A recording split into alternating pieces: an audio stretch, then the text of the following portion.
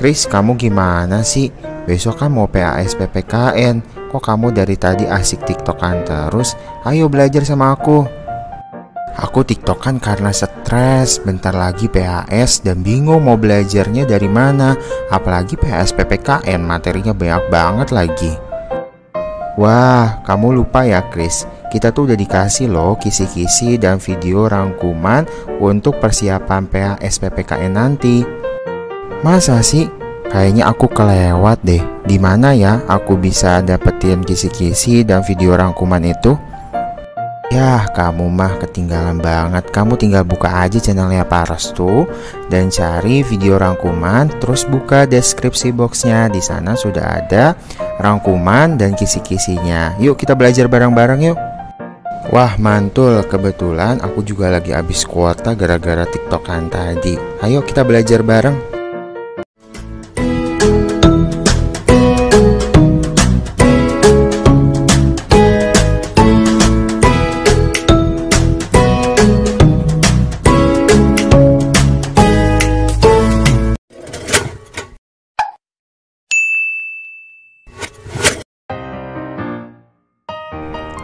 Assalamualaikum warahmatullahi wabarakatuh. Halo semuanya, apa kabar? Semoga dalam keadaan sehat walafiat. Alhamdulillahirabbil alamin, senang bisa berjumpa kembali di dalam video pembelajaran PPKN bersama Bapak Restu Sanubari.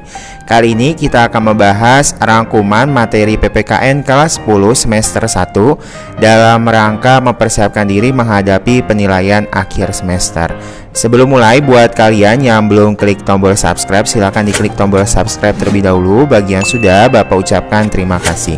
Bapak juga mengingatkan bahwa terdapat PowerPoint dari rangkuman video penjelasan kali ini, yang mana link downloadnya bisa kalian cek di kolom deskripsi box.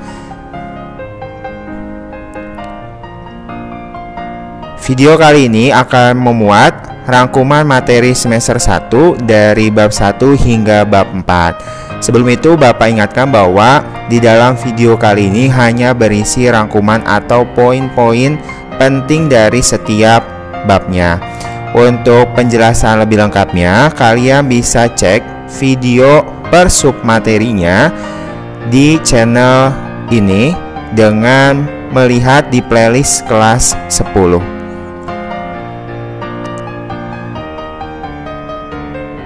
Kita mulai penjelasan rangkumannya dari bab 1, yaitu mengenai nilai-nilai Pancasila dalam praktik penyelenggaraan pemerintahan negara.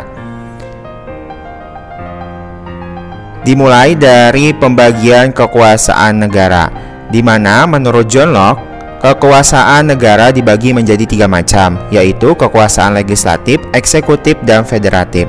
Sedangkan Montesquieu membagi kekuasaan negara menjadi 3 juga, yaitu legislatif, eksekutif, dan yudikatif, di mana teori Montesquieu ini dinamakan dengan trias politika. Bagaimana dengan pembagian kekuasaan di Indonesia? Pembagian kekuasaan di pemerintahan yang ada di Indonesia ini mengalami pergeseran setelah terjadinya perubahan Undang-Undang Dasar 1945 atau amandemen Undang-Undang Dasar 1945. Pergeseran tersebut berupa pergeseran klasifikasi kekuasaan negara yang umumnya terdiri atas 3 jenis kekuasaan menjadi 6 kekuasaan negara, antara lain yang pertama ada kekuasaan konstitutif, yang kedua kekuasaan eksekutif, yang ketiga kekuasaan legislatif, yang keempat kekuasaan yudikatif, yang kelima kekuasaan eksaminatif, dan yang keenam kekuasaan moneter.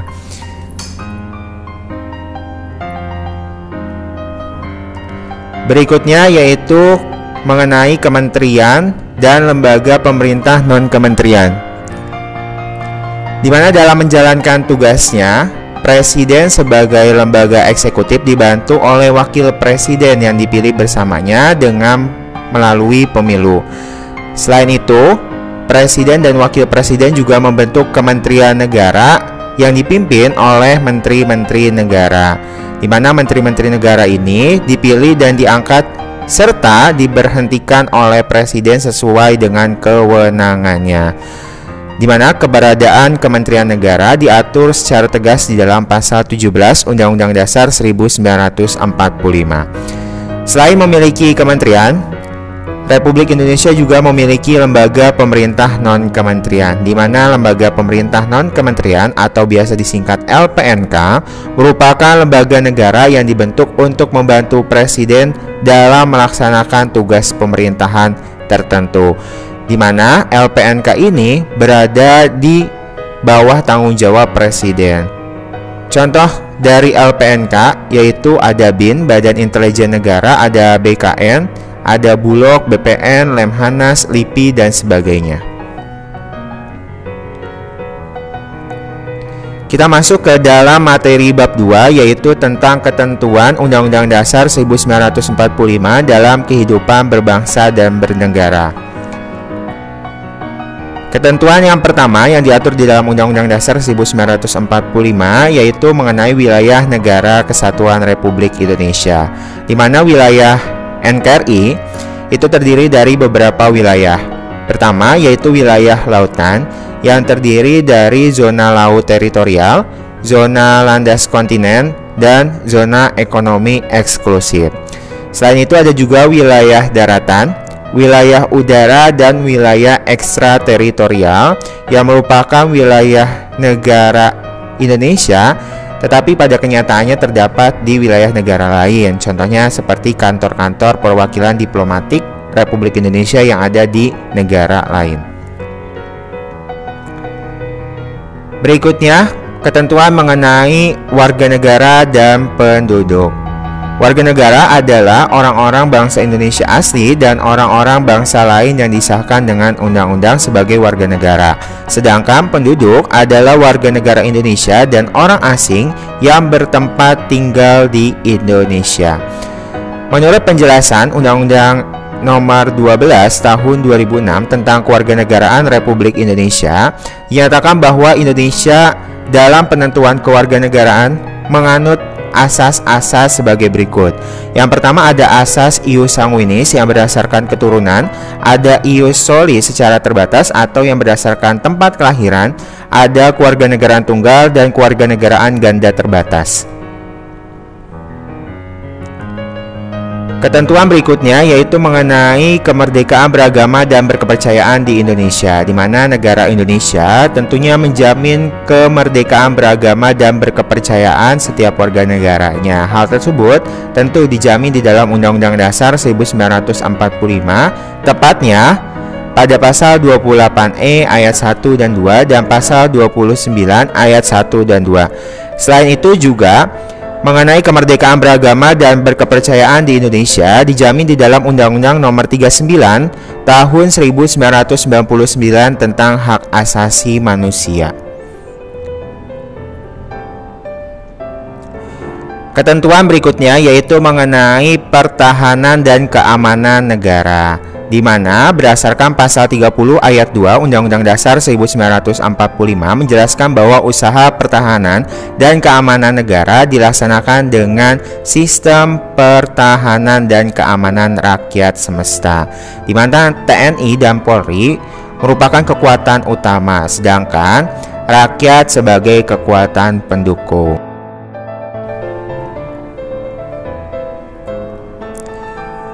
Berikutnya yaitu pembahasan mengenai bab 3 yaitu tentang kewenangan lembaga-lembaga negara menurut Undang-Undang Dasar 1945.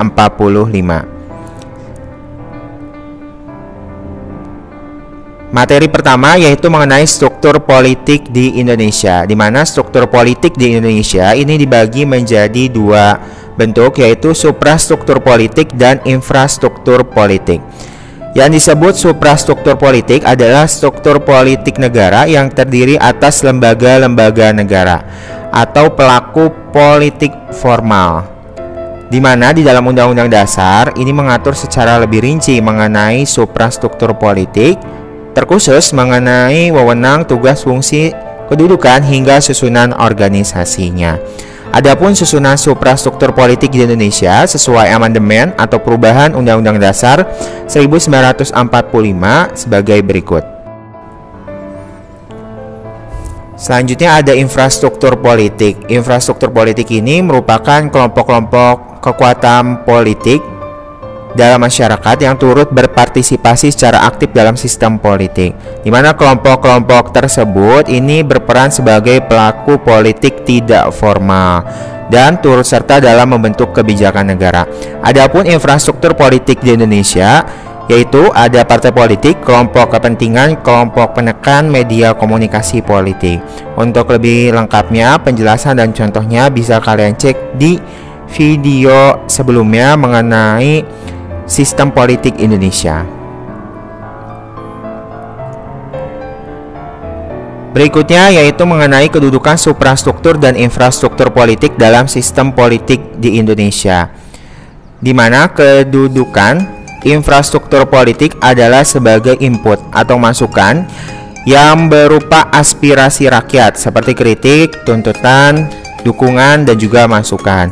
Sedangkan untuk suprastrukturnya sebagai lembaga negara atau pelaku politik formalnya itu berkedudukan sebagai lembaga yang memproses atau menindaklanjuti aspirasi yang diberikan oleh infrastruktur politik. Setelah ditindaklanjuti, aspirasi tersebut akan menghasilkan kebijakan atau keputusan atau berupa undang-undang.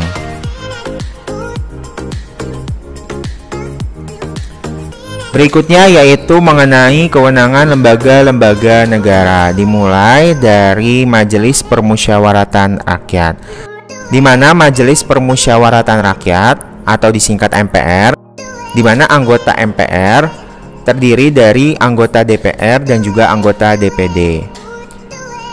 MPR memiliki tugas dan wewenang. Yang pertama, mengubah dan menetapkan undang-undang dasar, melantik presiden dan atau wakil presiden, dan hanya dapat memberhentikan presiden dan wakil presiden dalam masa jabatannya menurut Undang-Undang Dasar 1945.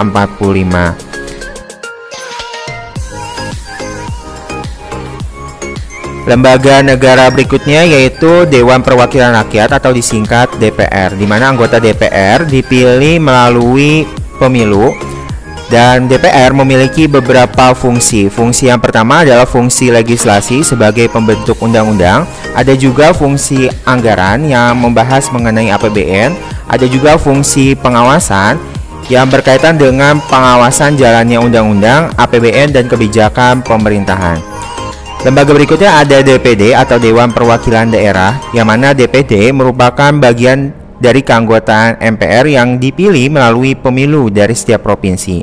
DPD merupakan wakil-wakil dari provinsi, dan DPD juga memiliki fungsi antara lain ada fungsi legislasi, fungsi pertimbangan, dan fungsi pengawasan.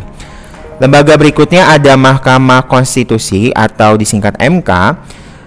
MK memiliki beberapa tugas dan wewenang, antara lain pertama menguji undang-undang terhadap Undang-Undang Dasar 1945, yang kedua memutus sengketa kewenangan lembaga negara yang kewenangannya diberikan oleh Undang-Undang Dasar, memutus pembubaran partai politik, dan memutus perselisihan tentang hasil pemilu.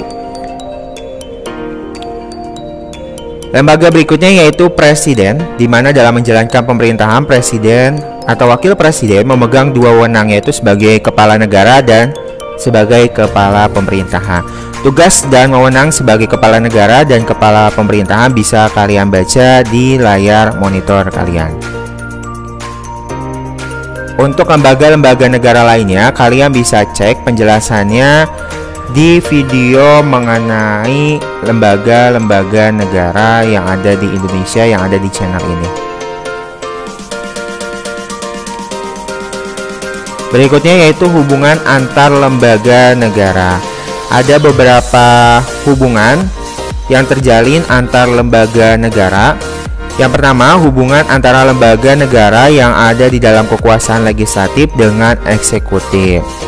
Contohnya adalah yang terdapat di dalam pasal 20 ayat 2 Undang-Undang Dasar 1945 yang berbunyi, setiap rancangan undang-undang dibahas oleh DPR dan Presiden untuk mendapat persetujuan bersama. Yang kedua ada hubungan eksekutif dengan yudikatif. Contohnya terdapat di dalam pasal 14 ayat 1 Undang-Undang Dasar 1945 yang berbunyi, Presiden memberi gerasi dan rehabilitasi dengan memperhatikan pertimbangan Mahkamah Agung. Yang ketiga, hubungan antara lembaga legislatif, eksekutif, dan yudikatif, di mana terdapat di dalam Pasal 24C ayat 3 Undang-Undang Dasar 1945 yang berbunyi, Mahkamah Konstitusi mempunyai 9 orang anggota hakim konstitusi yang ditetapkan oleh Presiden, diajukan masing-masing 3 orang oleh Mahkamah Agung, 3 orang oleh Dewan Perwakilan Rakyat, dan 3 orang oleh Presiden.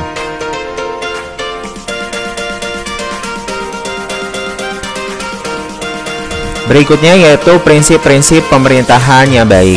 Terdapat beberapa prinsip-prinsip pemerintahan yang baik. Yang pertama, partisipasi masyarakat.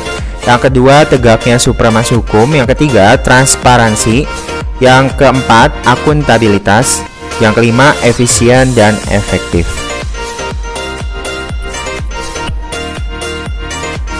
Selanjutnya yaitu peran masyarakat dalam mewujudkan pemerintahan yang baik. Yang pertama, kritik yang membangun. Yang kedua, menghormati kebijakan negara. Yang ketiga, tunduk dan patuh terhadap peraturan. Yang keempat, menyalurkan aspirasi dengan cara benar dan tepat. Berikutnya yaitu bab 4 tentang hubungan struktural dan fungsional pemerintah pusat dan daerah. Dimulai dari penyelenggara pemerintah pusat dan daerah. Penyelenggara pemerintah pusat menurut pasal 1 ayat 1 Undang-Undang Nomor 23 Tahun 2014 tentang pemerintah daerah. Pemerintah pusat merupakan Presiden Republik Indonesia yang memegang kekuasaan pemerintahan negara Republik Indonesia, dibantu oleh Wakil Presiden dan menteri-menterinya. Selain itu, dalam menjalankan pemerintahan pusat, Presiden juga dibantu oleh pejabat setingkat menteri seperti Jaksa Agung dan juga dibantu oleh lembaga-lembaga pemerintah non-kementerian.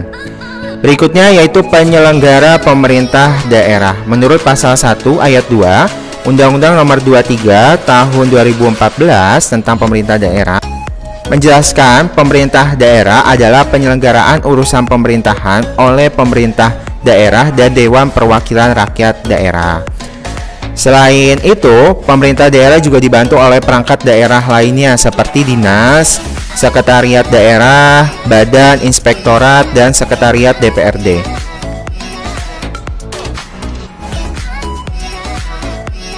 Berikutnya yaitu fungsi pemerintah pusat. Pemerintah pusat dalam pelaksanaan otonomi daerah memiliki 3 fungsi. Yang pertama, fungsi layanan atau service function,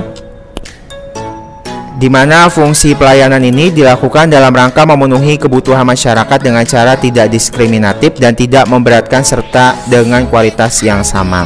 Yang kedua, ada fungsi pengaturan atau regulating function. Fungsi ini memberikan penekanan bahwa pengaturan tidak hanya kepada rakyat tetapi juga kepada pemerintah sendiri, khususnya dalam upaya perlindungan kepada masyarakat dalam menjalankan hidupnya sebagai warga negara. Yang ketiga, ada fungsi pemberdayaan. Fungsi ini menekankan pemerintah sebagai fasilitator dan motivator untuk membantu masyarakat menemukan jalan keluar dalam menghadapi setiap persoalan hidup. Berikutnya yaitu sumber pendapatan daerah. Sumber pendapatan daerah yang pertama adalah pendapatan asli daerah yang meliputi pajak daerah, retribusi daerah, hasil pengolahan kekayaan daerah yang dipisahkan, dan lain-lain. Yang kedua yaitu pendapatan transfer, meliputi transfer pemerintah pusat dan transfer antar daerah, di mana transfer pemerintah pusat ini terdiri atas dana perimbangan, dana otonomi khusus, dana keistimewaan, dan dana desa. Sementara untuk pendapatan transfer antar daerah itu terdiri atas pendapatan bagi hasil dan bantuan keuangan. Selain itu, sumber pendapatan daerah bisa juga dari hibah, dana darurat, dan lain-lain sesuai ketentuan perundang-undangan.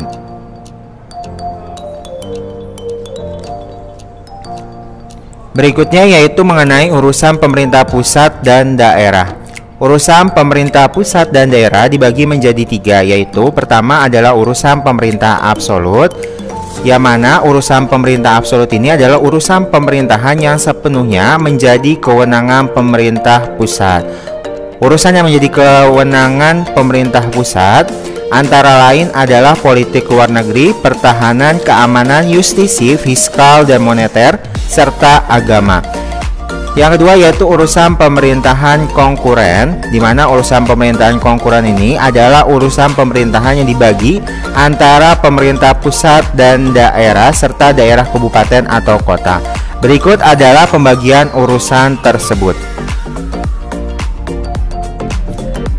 Di mana urusan pemerintah kongruen yang diselenggarakan oleh daerah ini dibagi lagi menjadi 3, yaitu urusan pemerintah wajib yang berkaitan dengan pelayanan dasar, ada juga urusan pemerintah wajib yang tidak berkaitan atau non pelayanan dasar, dan ada urusan pemerintahan pilihan.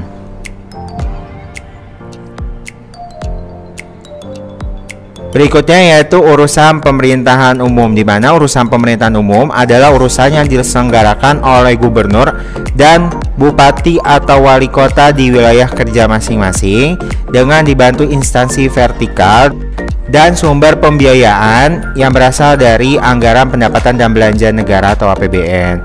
Gubernur dalam melaksanakan urusan pemerintahan umum ini bertanggung jawab kepada presiden melalui menteri, sedangkan bupati atau wali kota tanggung jawabnya kepada menteri melalui gubernur sebagai wakil pemerintahan pusat. Berikutnya yaitu materi tentang otonomi daerah.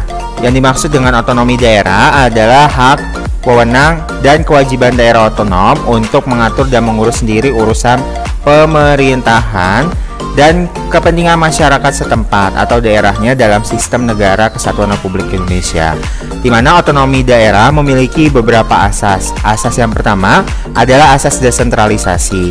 Yang disebut dengan desentralisasi adalah penyerahan urusan pemerintahan oleh pemerintah pusat kepada daerah otonom berdasarkan asas otonomi.